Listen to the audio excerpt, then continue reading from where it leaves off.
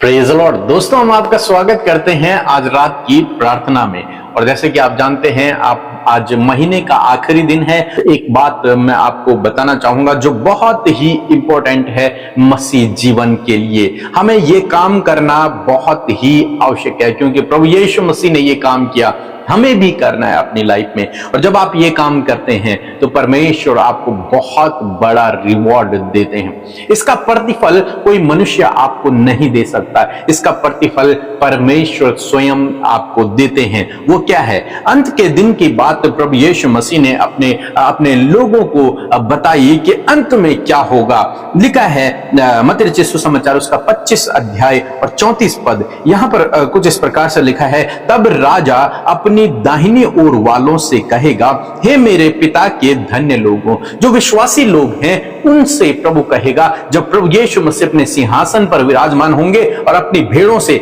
अपने लोगों से प्रभु यीशु मसीह कहेगा, आओ उस राज्य के अधिकारी हो जाओ। प्रभु यीशु मसीह भेड़ों से कहेगा, अपने लोगों से कहेगा, अपनी कलीसिया से कहेगा, अपने विश्वासियों से कहेगा, हे मेरे पिता के धन्य लोगों, आओ उस राज्य के अधिकारी हो जाओ जो जगत के आदि से तुम्हारे लिए तैयार किया गया था। उस राज्य के अधिकारी हो जाओ। और 35 पद कहता है, क्योंकि जब मैं भूखा था और तुमने मुझे खाना दिया, और मैं प्यासा था और तुमने मुझे पानी पिलाया, मैं परदेसी था और तुमने मुझे अपने घर में रखा, मैं नंगा था और तुमने मुझे कपड़े पहनाए, मैं बीमार था और तुमने मेरी सुध ली, मैं बंदी गृह में था और तुम मुझसे मिलने के लिए आए। और प्रभु यीशु मसीह उनसे इस बात को कहते हैं कि जब मैं भूखा था तुमने मुझे खाना दिया, जब मैं नंगा था तुमने मुझे कपड़े दिए, जब मैं प्यासा था तुमने मुझे पानी दिया, जब मैं बंदी गृह में था तब तुम मुझसे मिलने के लिए आए।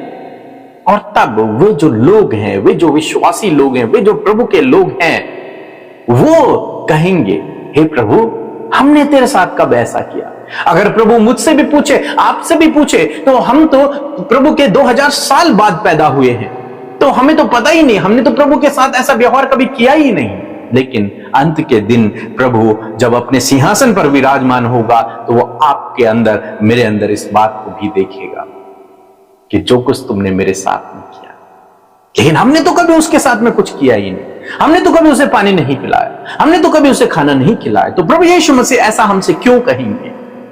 और इसी प्रकार से यहां पर लिखा है कि उन धर्मी लोगों ने भी प्रभु से कहा, हे प्रभु, हमने कब तेरे साथ में ऐसा किया? कब किया हमने ये सब?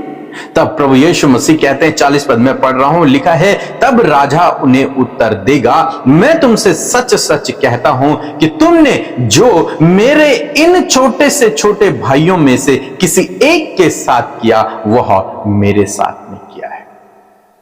जो तुमने, ये जो मेरे छोटे छोटे भाई हैं, जो मेरे लोग हैं, इनके साथ में जो व्यवहार तुमने किया है, जो तुमने इन्हें खिलाया है, जो तुमने इन्हें पानी पिलाया है, जो तुमने इनकी सुधि ली है, वो सब कुछ तुमने इनके साथ नहीं किया, इन मेरे चेलों के साथ में नहीं किया, इन मेरे सेवकों के साथ नहीं किया, इन मेरे लोगों के साथ नहीं किया, बल्कि तुमने वास्तव में मेरे साथ में ये किया है।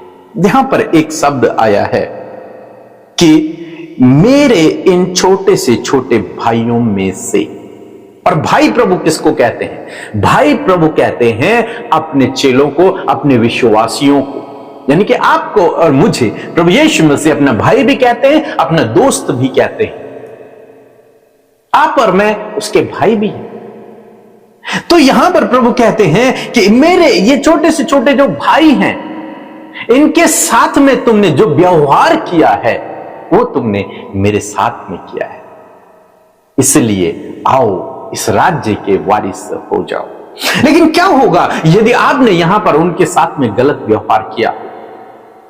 क्या होगा यदि आपने कभी किसी को पानी नहीं पिलाया? क्या होगा यदि आपने प्रभु के सेवकों की कभी सुधि ली ही नहीं? क्या होगा जब कोई प्रभु का दास, सेवक और उसका जन बीमार था और आपने उसकी सुधि ही नहीं ली? क्या हुआ?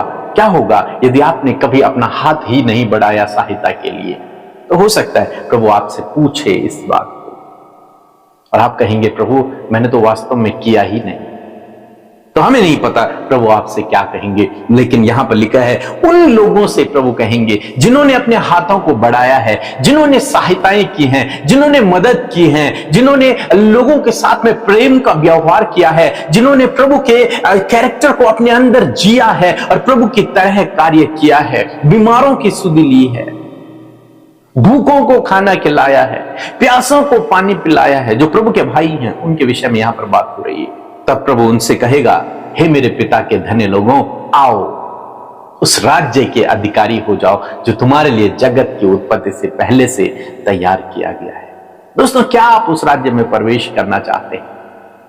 हालांकि जिस दिन आपने प्रभु पर विश्वास किया, आप उसी दिन उस राज्य के नागरिक बन जाते हैं। लेकिन यहां पर प्रभु यीशु मसीह हमें कुछ और सिखाते हैं कि हमें सहायता के लिए अपने हाथों को बढ़ाना है, हमें मदद करना है, हमें भलाई के कामों को करना है। जब आप इस प्रकार करेंगे, निश्चय प्रभु आपको उस राज्य का अधिकारी बनाएंगे। एक वचन हम लोग पढ़ेंगे, दूसरा कुरिन्थियों किताब उसका 9 अध्याय और 7 पद में प्रभु कहते हैं, क्योंकि परमेश्वर हर्ष से देने वाले से प्रसन्न होता है। वो खुशी से किसी बीमार की मदद कर रहा है, खुशी से किसी भूखे को खाना खिला रहे हैं, खुशी से किसी को पानी पिला रहा है, खुशी से किसी सेवक की मदद कर रहा है, खुशी से किसी प्रभु के भवन को बनाने के लिए मदद कर रहा है।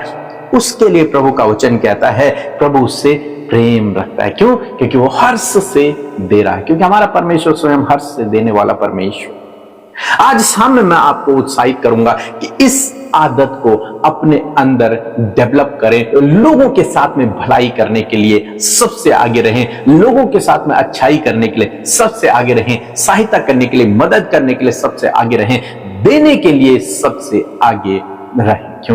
क्योंकि अंत में प्रभु आपसे इन बातों को पूछेगा कि हे मेरे पिता के धन्य लोगों, तुमने जो इन छोटे छोटे भाइयों के साथ में किया तो वो तुमने मेरे साथ में किया। बाइबल कहते हैं जो दूसरों की खेती सींचता है, परमेश्वर उसकी खेती को सींचता है। निश्चय परमेश्वर आपकी खेती को सींचेगा जब दूसरों के लिए आप ये सहायता के कामों को करेंगे, भलाई के कामों को करेंगे। सो प्रभु आपको इस वचन के द्वारा बहुत आयत से आशीष देते हैं। आमीन।